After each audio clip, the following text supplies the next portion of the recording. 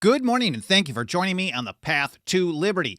I'm Michael Bolden with the 10th Amendment Center, and this is the show for Monday, March 27th, 2023. And I think we've got just another example of they sure don't make them like they used to.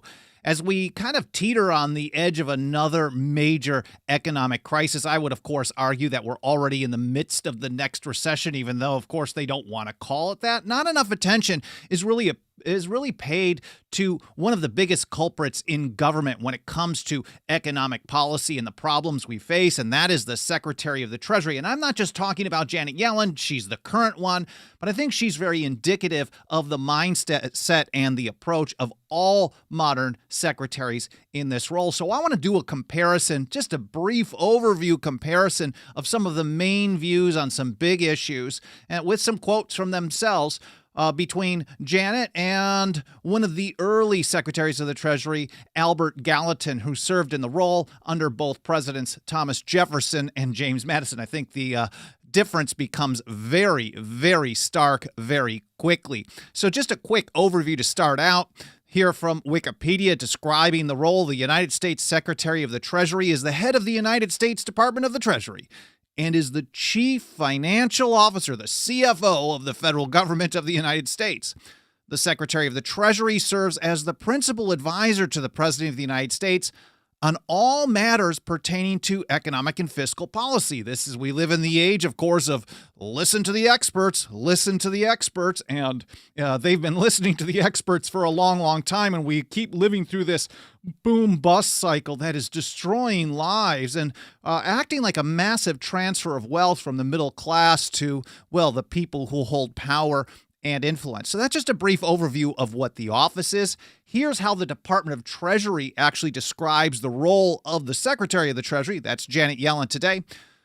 The Secretary is responsible for formulating and recommending domestic and international financial, economic, and tax policy, participating in the formulation of broad fiscal policies that have general significance for the economy, and managing the public debt. I mean, all we have to do is read the description, and we know that the public debt is not managed whatsoever, so that's a complete fail. But we'll go a little further here. The Secretary oversees the activities of the Treasury Department in carrying out her major law enforcement responsibilities, in serving as the financial agent for the U.S. government, and in manufacturing coins and currency.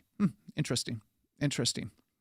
Here's Janet Yellen, who served in the role since January 26th, 2021. Previously, she was the 15th chair of the Federal Reserve from 2014 through 2018. If you want to get an understanding of where she is, the big banker, she is the first person to hold these positions, having also led the White House Council of Economic Advisors and the first woman to hold either post. I think it's pretty significant, at least on as far as social issues, but that doesn't mean her policies don't absolutely suck.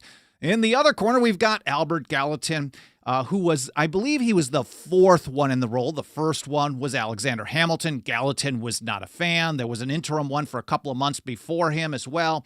He was the longest serving in the role. I don't think anyone has actually ever topped him. Just under 13 years, again, under Presidents Thomas Jefferson and James Madison. Now, in the years prior to becoming secretary, we know Yellen was the head of the unconstitutional Federal Reserve. On the other hand, Albert Gallatin was opposing the whiskey tax of 1791, vehemently opposing it. He was kind of a moderating force in the whole rebellion, but he was in opposition to this internal tax. And here he drafted something called the Petition Against the Excise Tax. I believe it was in 1792. He said he considers this law, or the petitioners consider this law, as dangerous to liberty. So an internal tax, an excise on alcohol, on spirits, on whiskey, was dangerous to liberty. Taxation, dangerous to liberty, because the powers necessarily vested in the officers for the collection of so odious a revenue are not only unusual, but incompatible with the free enjoyment of domestic peace and private property. So to lay an internal tax on the sale and production of a product as important to, at least in Western Pennsylvania and some other areas, as whiskey and other spirits, was considered to be odious. It was incompatible with freedom, really. He continues and he says, we are apprehensive that this excise will by degree. And of course, if you understood the views of the founders and old revolutionaries, this next line isn't going to be surprising at all, because the great concern isn't always just whether or not your government is doing the right thing and treating you well at a particular time. It's always with a view to the future. If you give them the power to do this today, what can it be built upon to become? Where can it go? So if you turn a blind eye to something that you see as not really a big deal because it doesn't impact you so much, you shouldn't be surprised that in the future, if you haven't looked at it well, in the future, someone who absolutely hates your freedom might use that power even further and further and further. They always build upon it. The detestable precedent is what the penman of the Revolution, John Dickinson, called compliance with the Stamp Act. Because some people even at that time were saying, well, why do we want to stick our necks out for such a small tax? Because once you establish that precedent, you know they're going to build upon it. And Gallatin is saying the same thing here as well. We are apprehensive that this excise, this new tax, not a stamp tax, but a whiskey tax, we are apprehensive that this excise will by degrees be extended to other articles of consumption until everything we eat, drink, or wear be, as in England and other European countries, subjected to heavy duties and the obnoxious inspection of a host of officers. Wow. He called it, because what do we have today that doesn't have to go through all kinds of government regulations, inspections, rules, etc., that crowd out competition to the large corporations that back them? What do we have today that we can get tax-free in a trade? Almost nothing, really. And maybe that's an understatement. But he's basically saying if you allow this kind of internal tax, eventually they're going to expand this to anything and everything. Anyways, here from Michael Hoover. This is some government website. They point out that he was very popular because of this. He was very popular because of his opposition to the whiskey tax, and he was elected to Congress. From my understand, he wasn't even technically running for office at all. It was kind of brought to him by surprise, but he won the election. And so in Congress, Gallatin worked for a more exact accounting of the federal government's finances, leading President Thomas Jefferson to appoint him Secretary of the Treasury, a post he also held under James Madison. And here from James Blake Weiner at the Swiss National Museum, they call him, because he's of Swiss heritage, they call him Swiss founding father. So Jefferson wrote in his private notes that Gallatin was, quote, the only man in the United States who understands, through all the labyrinths Hamilton involved it, the precise state of the Treasury. So Jefferson, we know, was no fan of the Hamiltonian mercantilist kind of run of the Treasury. And he understood that Gallatin was well aware of what was going on. He was an expert in this field, and he wrote in his notes that this is the only guy that can come in after the mess that was made and unwind some of the problems that we have. And James goes on, he says, Jefferson was correct. Gallatin meticulously pursued fiscal policies that would rein in government expenditures, curb excessive military spending, and lower the national debt. When have you heard of a Secretary of the Treasury in modern times warn about military spending, saying we got to cut back? And in fact, if you spend too much, and I don't actually have some of the quotes in some detail, but as you read through more and more of this, of course, I'm going to link to these in the show notes. I will mention where you can get all that in just a moment. But as you read through some of his letters, you see him talking about things like, well, we don't want to spend of course, we want to be strong for our defense, but if we spend too much, you're basically tempting them to use it. And you're going to create a scenario where they're going to take you into unconstitutional foreign wars and things against our policy of peace and prosperity and trade, etc. Of course, he was part of the Jefferson administration, so that was a heavy priority. And of course, they always wanted to lower the debt. Here from a very interesting book. I've only read excerpts of this, but you can get some excerpts online for free. Thomas McGraw, The Founders and Finance. His good friend, so Gallatin's good friend, John Randolph of Virginia, was chair of the House Ways and Means Committee, so spending and stuff. And the second-ranking member of that committee was a cousin of Gallatin's wife, Hannah. So in cooperation, Thomas writes, with these two congressmen, Gallatin easily secured the administration's first policy, legislation providing for reduction and, in most cases, abolition of internal federal taxes, including the hated excise on whiskey. So they got rid of the whiskey tax.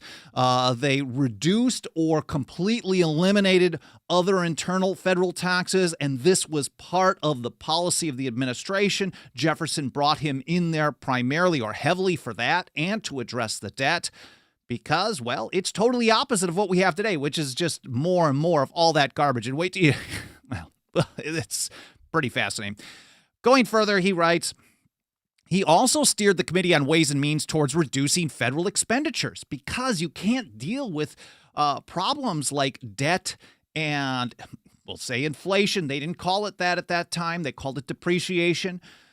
When you can't deal with these things without reducing government spending. If you keep government spending at the same level or increased, you're never going to change the problem that you face. So he won relatively easy approval in the reduction of federal expenditures as well. Here in a letter to Thomas Jefferson, this is in November of 1801. Now, 1801, this is his not less than a year in the role of Secretary of Treasury. And here's how Gallatin put it. If this administration shall not reduce taxes, they never will be permanently reduced. So it was incumbent on them to reduce or completely eliminate taxes. Jefferson wanted this, and Gallatin was the guy to make it happen, to work with the powerful committee chair and number 2 in Ways and Means. Gallatin says to strike at the root of the evil. Again, remember that he's calling internal taxes not just a bad idea or a bad policy, bad for economics, but evil. There's a moral opposition to this as well. To strike at the root of the evil and avert the danger of increasing taxes, encroaching government, temptations to offensive wars. That's just a brief hint of what he talks about over and over and over. Cut back spending, cut back the taxes because you don't want the temptation for government to use this power to do stuff. So to strike at the root of the evil and avert the danger of increasing taxes, encroaching government, temptations to offensive wars, etc., nothing can be more effectual than a repeal of all internal taxes. Let them all go, and not one remain on which sister taxes may be hereafter engrafted. So he's pushing even Jefferson to say, we got to get rid of all of it. On the other hand, here's our current one, Janet Yellen, which just last fall, here's a headline from Bloomberg. Yellen renews calls for tax hikes on the rich and social spending boost. So you've got someone like Gallatin who's saying get rid of all internal taxes completely, 100%, because if you have any, they're going to expand it to everything eventually. And at the same time, you got to cut spending. You got to get rid of debt. You got to reduce the spending. And here on the opposite end of the spectrum, you're getting a call for an increase in taxes on some people and then spending like crazy all the time. Or instead, here she is professing her love for the IRS. What was the date on this one? This was just September 15th, 2022. It's from their website. She said, as our nation's revenue collection agency, the IRS is a foundation of our government and society. I mean, for Janet Yellen, taxation and the armed collection agents who are after you to collect that stuff, this is the foundation of society. Taxation is society to her. The IRS, she said, collects 96% of the revenue that funds the federal government, supporting our priorities from national security to infrastructure to Social Security. It is also one of the very few parts of the federal government that touches nearly every American household. Now, you go from Gallatin, who's referring to this kind of stuff as an evil, bad policy, but morally bad as well. But at the same time, and something that leads to temptation of all kinds of other bad stuff as well. Madison at one point referred to a war as the greatest threat to public liberty because it's the parent of everything else. Armies, debts, and taxes. And armies and debts and taxes are the known instruments to James Madison for putting the many under the domination of the few. And you can see this type of a viewpoint coming through in Albert Gallatin's writings as well. But on the other hand, you have somebody today, and I wouldn't think that anyone else is much different, not much variance on this at all, but Janet Yellen's basically literally in love with the IRS as the foundation of our entire society or a foundation. A very important part is taxes. So here from September 12th, 1805, talking a little bit more on that foreign policy view and just touching on it briefly. Here's how Gallatin put it, talking about Napoleon. He said, if Bonaparte, haughty and obstinate as he is, shall think proper to persevere, notwithstanding our taking Florida, then our fate becomes linked to that of England, and the conditions of our peace will depend on the general result of the European war. So you don't want to be attached to one side or another in a European war, is what he's saying. He said, and this is one of the worst evils, again, using that term evil, not just bad policy, but again, an evil, one of the worst evils which the United States could encounter. For an entangling alliance, undefined debts and taxes, and in a fine, a subversion of all our hopes must be the natural consequence. So you don't want to just link yourself to sides of a European war. And I know someone's going to know where I'm going to go with that one pretty soon as well. And he also points out here in another letter, this is actually the same letter. He said, it is even proper to recollect that as the power of making war is constitutionally vested in the Congress, the making war is vested in the executive, declaring war in the Congress, and making or waging war is the executive. It is the duty of the executive to leave it so substantially and to do no act which may put the peace of the country in jeopardy. Man, did I torture that. I'm sorry about that. I'm trying to just go with the highlights rather than reading the long paragraph that goes with the context, and now I just end up blabbing for the whole time anyway. So he's basically saying, since the executive has so much power when it comes to waging war, it's important that the executive does nothing that might create an instance of war. Just be very cautious about these types of things. Don't get involved in everybody else's stuff. This is a serious problem. As he mentioned previously, this getting attached to one side or another in an entangling alliance in a European war is one of the greatest evils. And here he is one more time. This is in a letter to Joseph Nicholson in July of 1807. The greatest mischiefs which I apprehend from the war are the necessary increase of executive power. Madison talked about that as well, talking about how in war, the power of the executive increases. It's just what happens. And he said, and influence, the power and influence of the executive, the speculations of contractors and jobbers, and the introduction of permanent military and naval establishments. Now, the Jefferson administration actually cut back on the size of the military. If you talk about doing that today, you're considered a bad person. But one of the most important founding fathers at the beginning of the Republic felt it was important to not spend too much because, well, it creates an environment where people with power, as Madison put it, the executive is the most prone to war. If you give them too many tools, they're going to find a way to use them. So that was the approach there. Now, on the other hand, here's Janet Yellen, just in February of this year, talking about providing assistance for Ukraine. She said the United States is proud to be Ukraine's largest bilateral donor. Over the past year, we have provided close to $50 billion. $50 billion. When there's a debt that can't be serviced. We have provided close to $50 billion in security, economic, and humanitarian assistance. We're also proud to be joined by an international coalition of partners, including the EU and other members of the G7. I just thought that was an interesting contrast between the two. Now, I mentioned earlier that they don't actually talk about inflation when it comes to rising. Well, inflation, if we understand properly, is an increase in the money supply, which drives an increase in prices. Today, they almost only talk about the increase in prices as being inflation instead of as the result of inflation, because then it deflects from who's the cause of the problem, the cause of the increased price. Because if you just say prices are going up, that's inflation, inflation's bad, well, who raised the prices and why? And if you don't understand the cause and consequences, you're never going to get it right. So back in the day, they referred to this instead as depreciation. And that makes a lot more sense to me, because what we're really talking about is not inflation in prices, it's a devaluing of your purchasing power. So if your dollar is only worth 5 cents and it's depreciated 95 cents, well, the government's the one that issued that dollar. What the hell happened and why is it worth so little? I don't want to necessarily blame my chicken farmer down the street for raising prices, because they also can't buy as much with their depreciated dollars. So Gallatin called depreciated and fluctuating currency a curse. That's in a letter to Thomas Jefferson in 1815. He also recognized, and I should mention actually here, I keep linking stuff, talking about stuff that I'm going to link to.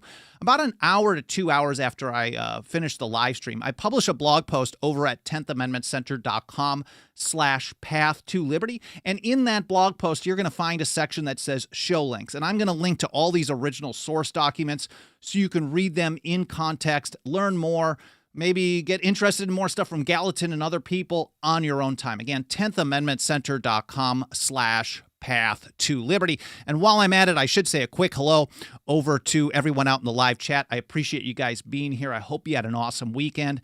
I really am grateful for you spending a little bit of your Monday with me here today, or whenever you happen to be watching or listening. There's Connie over on LinkedIn. Haji on YouTube says Gallatin called it and accurately prophesied about the American future. Now, yeah, especially when it comes to how the precedent on one internal tax led to another and another and another. And this is despite the fact that they reduced or eliminated quite a few of them as well. There's also Cowboy Roy Rogers, Sharon Patriot, Alt Reality, Mad Mom, Dixie Strong 64, and everyone else. I appreciate you guys being here. Let's get back to this. Anyways, pulling up this next letter. This is to Nathaniel Macon in 1816. We're talking about depreciation, using it as a term, a reduction in the value of the purchasing power of the money, rather than blaming it on inflation on other people. There's always somebody else other than the people in power and government that are causing you to actually have to spend more money. Gallatin also recognized that depreciation, or what we call inflation, represented a tax on the people. You might hear good people when it comes to economics, like Peter Schiff, refer to inflation. Ron Paul also calls this pretty often the inflation tax, because they're not necessarily wanting to raise taxes to be able to pay more stuff, but if they print more money, they make more dollars available, and you have less purchasing power, they can get away with covering costs of stuff, but you're still paying for it, because every time you go to the gas pump or the grocery store, or you buy something for a friend online, in person, wherever, if you have to pay 10% more every year, 5% more over time, you are getting taxed for all the so-called government services that the printing and borrowing goes for. So he actually even here opposes a bit, it seems like, fractional reserve banking, which is, I'm not going to get into here, but basically instead of having, like, if you have a sound money system and you have a note that represents $100 worth of gold, you bring that $100 bill into wherever, to a bank, and they have to fully redeem fully backed 100%. And if everybody shows up to get their deposits out at the same time, you can't have a bank run, because they are required to have 100% reserves in the bank. The only reason we see bank runs today is because of fractional reserve banking. Well, that's not the only reason, but one of the biggest problems, one that causes it to be, because if you have a run on a bank and they have all the loot in the bank, well, they may not have anything left as a foundation, and there obviously is a problem with the bank if everyone wants to take it out of there as well. But no one gets ripped off, left holding the bag in that situation. No one loses it, because what they do today, let's say, and I don't even think there really is a reserve requirement anymore, but let's say they only have to have a reserve requirement, just for easy numbers, of 10%. You deposit $100, they keep 10 there, and they use the other 90 to loan out. This is also bank credit, which does help increase the money supply and creates more price inflation as well. So Gallatin appears to oppose all of this. So he said here to Nathaniel Macon in 1816, so long as banks do not pay in specie, they may indeed, by issue of paper, increase their loans. So this is fractional reserve, because they're not having a one-to-one exchange ratio or fully backed exchange ratio to gold or silver. He said, but this is affected by depreciating the currency. In other words, by raising a tax on the community for the benefit of the banks and borrowers, and what is worse, by impairing the sanctity of contracts. So the idea of inflation, which results in price inflation or depreciating the currency, is ripping people off on a grand scale. Not only are you really taxing the community to pay for the benefit of the powerful people in government, to pay for government programs, but the banking situation as well. Why do we want to throw all our money at these banks? They're all buddies with the government anyways.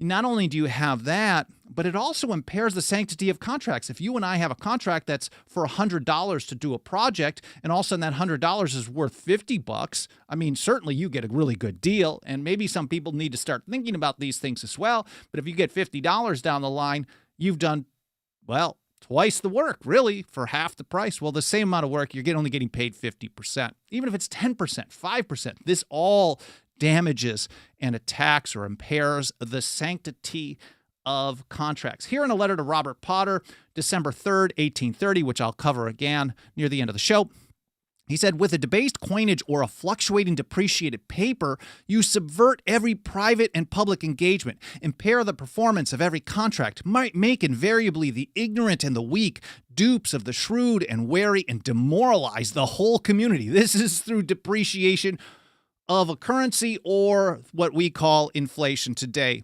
And he said the suspension of specie payments and circulation of a depreciated currency are the general evil and the true injury to the community at large. And that's in 1841. Now, compare that to Janet Yellen, who was the Fed chair from 2014 to 2018. She did not personally oversee QE 1, 2, and 3, the quantitative easing, the massive printing that went behind. And she's the one who supposedly unwound the country from that, which is pretty absurd, but that's another episode.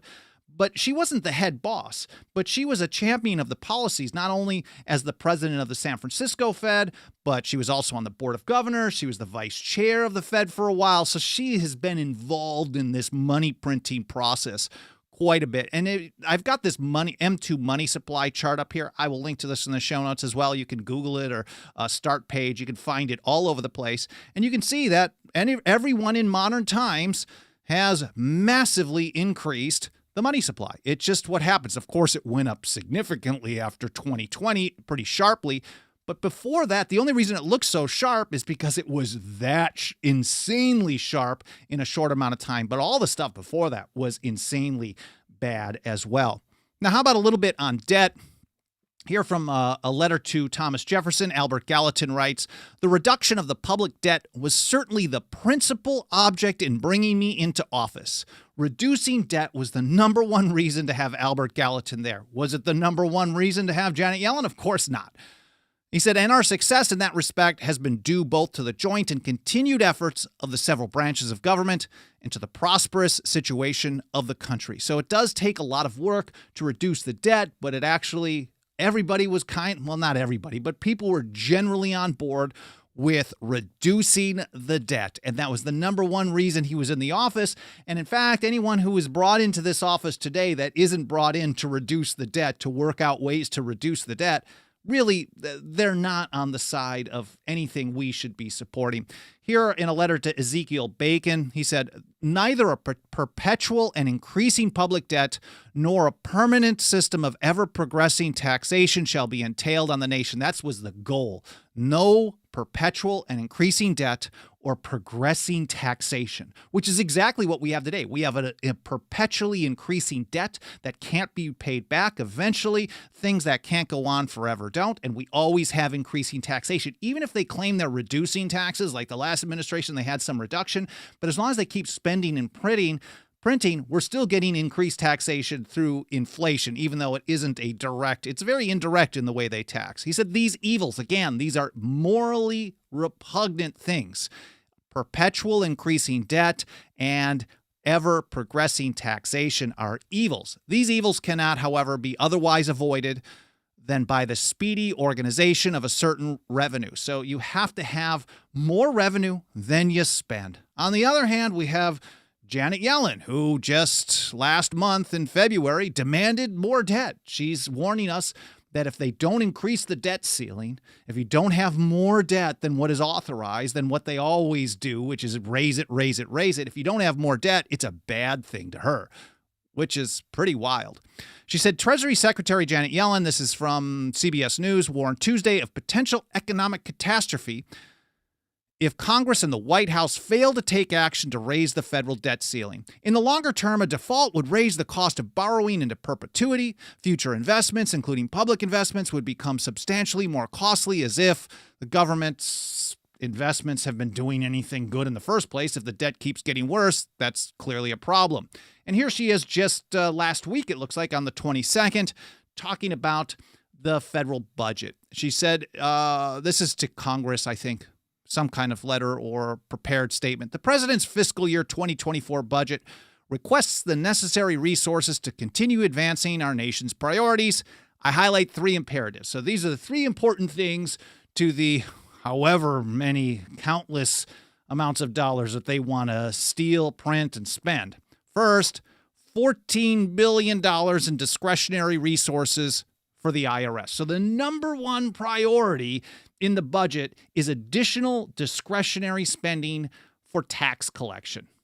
Again, we know that Janet Yellen sees taxation as the foundation of society, or a foundation of society and government. Without it, you can't do anything. And without those two, well, without taxation, so we always got to increase the taxation, always got to increase the collection, the enforcement, increase the size and scope and power of the IRS. That is right there. Number one, what she said just last week.